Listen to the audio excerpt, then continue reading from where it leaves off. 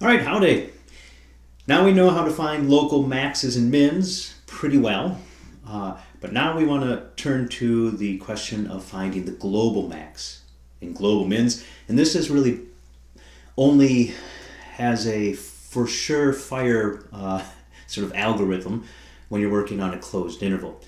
It can still be done in other scenarios, but it becomes more complicated.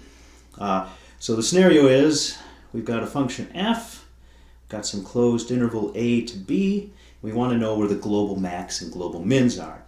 So you might say just find the global mins and the global maxes, and then you will win. And it's true, sometimes that will work. So if you find the local max here and the local minimum here, you'll have found the global. But that's not always true on closed intervals, because you can have pictures that look like this, where a function looks like this. All right. So you've got a local min and a local max, but that's not where the global max occurs at all. It turns out the global max is right here, and the global min is right there.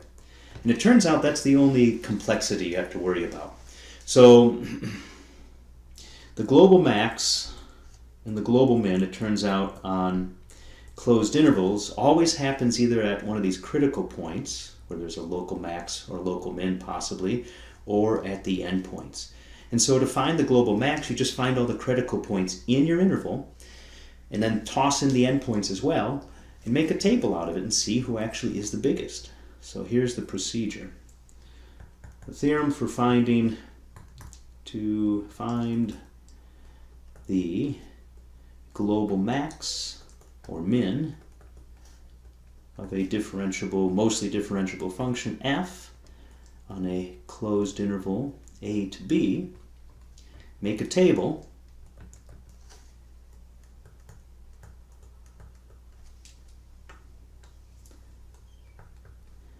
of all the critical points inside AB. Make sure you only keep the ones that are in AB. There's no point including some faraway points.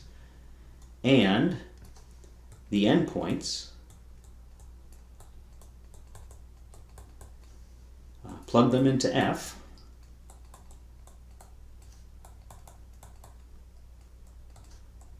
and see who is the biggest and who is the smallest.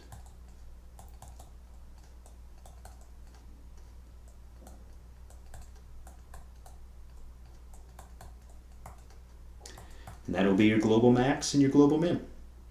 All right, we'll do a couple examples right after this. See ya.